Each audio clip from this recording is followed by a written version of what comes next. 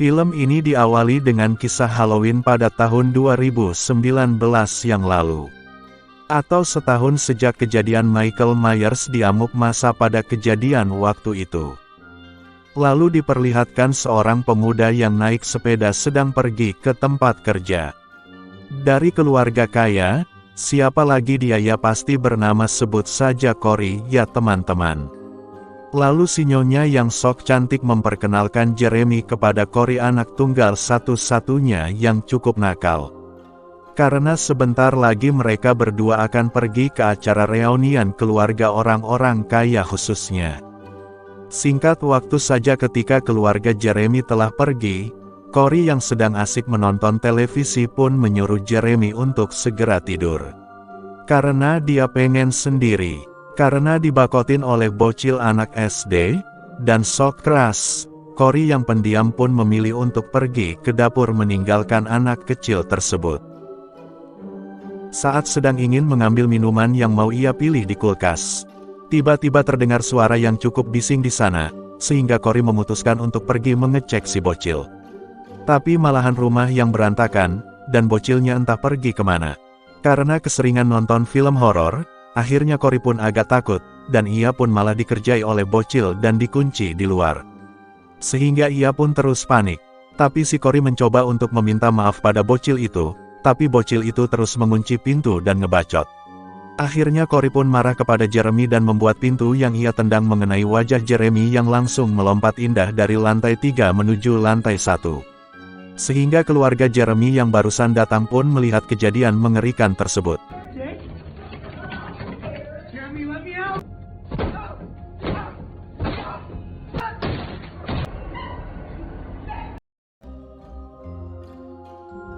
Dari kejadian tersebut, kita masuk di scene 3 tahun setelahnya terlihat Corey yang kembali melanjutkan hidupnya. Setelah ia bebas dari penjara, dan akhirnya ia bisa menghirup udara segar. Mau pulang, ia dihadang oleh sekelompok boy band tak jelas dan sok tacut. Ia meminta kepada Corey untuk segera membelikan sebotol minuman kepadanya. Tapi Corey pun tak mau sehingga ia pun dibully abis-habisan oleh anak-anak gak jelas itu. Tapi tiba-tiba datanglah Laurie yang melihat aksi tersebut dan karena kasihan ia membawa Corey ke tempat rumah sakit di mana cucu Laurie yaitu Allison yang sudah tumbuh cantik dan dewasa langsung terpikat dengan kegantengan Corey di sini. Lalu saat mengobati tangan Corey, terlihat mereka saling mengobrol satu sama lain, dan terlihat Corey dan Allison mulai saling menyukai satu sama lain. Lalu di malam harinya terlihat Corey yang sedang berjalan di tengah atas jembatan. Lalu tak lama boyband sok asik kembali meneror Corey dan mencoba kali ini untuk menghajar dia habis-habisan. Karena dendam yang tak terima kemarin-kemarin lalu, ia mendorong Corey sampai lompat ke dalam selokan kering di bawah jembatan tersebut. Dikira Corey sudah meninggal, geng sok asik ini mencoba untuk kabur saja daripada mereka berurusan dengan pihak kepolisian. Beberapa saat kemudian, Corey yang terkapar dan lelah pun tiba-tiba didekati oleh sesuatu. Siapakah dia? Pura-pura saja tidak tahu. Setelah ia sadar dan ia pengen melarikan diri dari dalam gat, ia pun dicekek oleh seseorang misterius. Siapa lagi siapa bukan kalau tidak psikopat legenda yaitu Michael. Yang ternyata ia sudah bersembunyi di dalam gat selama 4 tahun semenjak kejadian dia dipukuli oleh massa.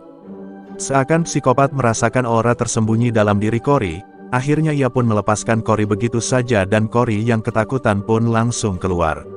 Dari sana, lalu Gembel yang kemarin melihat Corey pun terheran karena selama ini orang yang berada di dalam gat tidak akan pernah selamat keluar hidup-hidup.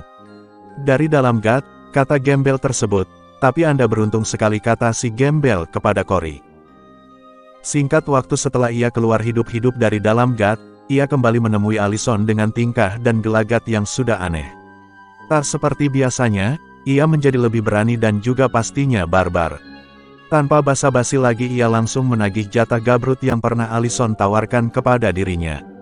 Dan di keesokan harinya setelah bangun tidur, Corey yang tiba-tiba menjadi semangat memperhatikan topeng badut di depannya. Di sisi lain terlihat Suster Bondon yang sangat senang karena dibawa oleh dokter genit ke rumahnya. Dan melihat kekayaan yang tersedia, si Bondon yang sangat cinta uang pun sangat heboh dan sangat bersemangat sekali untuk digabrut oleh dokter itu.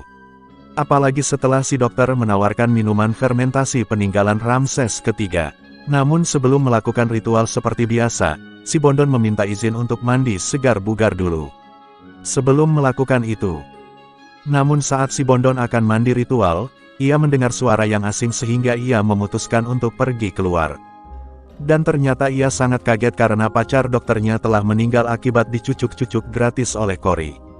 Tapi Cory pun mengejar si Bondon dan marah-marah karena tidak bisa melampiaskan kekesalannya kepada dirinya. Tapi di sisi lain ternyata Bondon tidak hanya menghadapi Cory, tapi ia ternyata menghadapi Michael, dan ternyata juga di sini berakhir. Akhir hidup dari si Bondon cantik sebelum ia akhirnya merasakan surga dunia.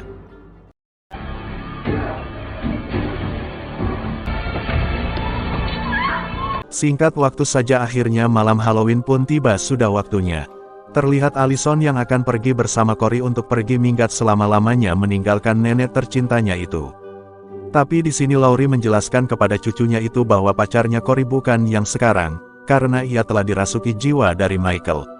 Tapi karena sudah terlanjur bucin, Allison pun tak pernah mendengarkan nasihat terbaik dari neneknya tersebut. Dan di sisi lain, Cory pun pulang ke rumahnya. Di sini terlihat ia mengambil sebuah pisau, dan tanpa banyak basa-basi lagi, ia pun langsung menghajam ibunya untuk segera pulang ke alam barzah.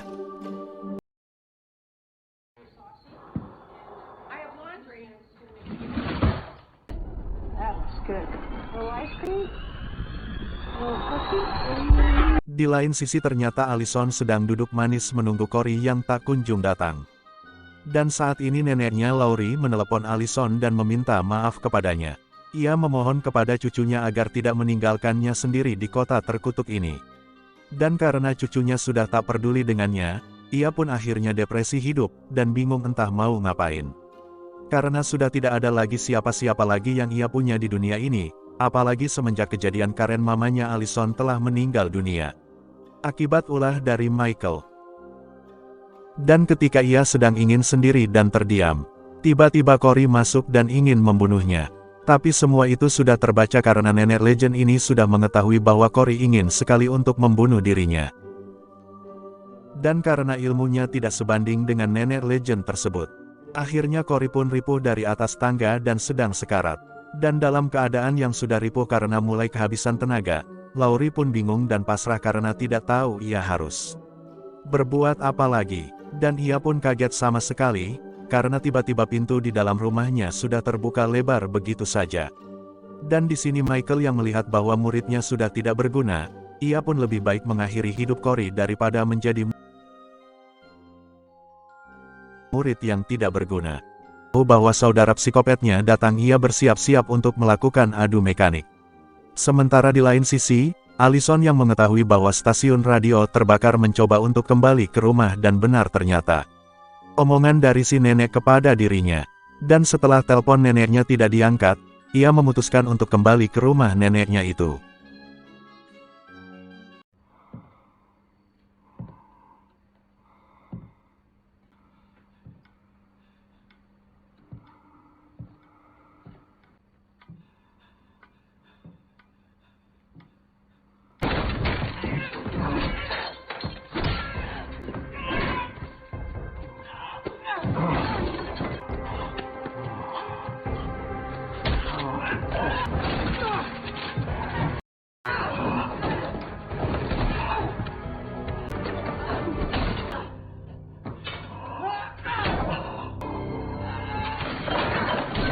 Akhirnya setelah mereka bertarung cukup lama di daerah dapur dan menunjukkan skill mekaniknya masing-masing, akhirnya Michael yang kewalahan pun di sini tidak bisa bergerak. Tapi ia masih sempat-sempatnya untuk mencekik Laurie, dan ketika Laurie sudah mulai kehabisan nafas, datanglah Allison yang langsung membantu dan menyelamatkan nyawa neneknya tersebut.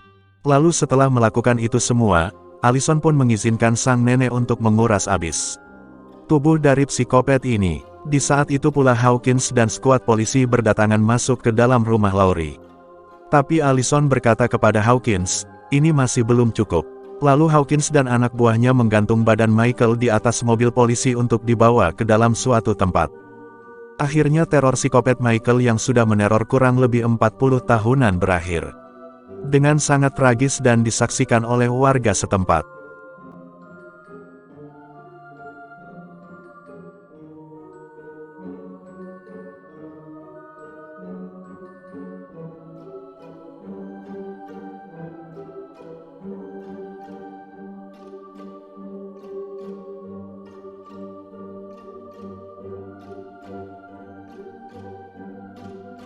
Singkat waktu saja, setelah kejadian tersebut Laurie pun menulis cerita nyatanya di dalam sebuah buku dan laptop, dan diberitakan bahwa kematian Michael sudah tersebar luas ke seluruh penjuru daerah. Dan masyarakat yang ada di sana benar-benar sudah tenang. Sementara di lain sisi, Allison pun berniat untuk pergi sendirian untuk meninggalkan tanah kelahirannya. Sementara Laurie pun hanya sendiri saja. Dan film pun di sini telah selesai.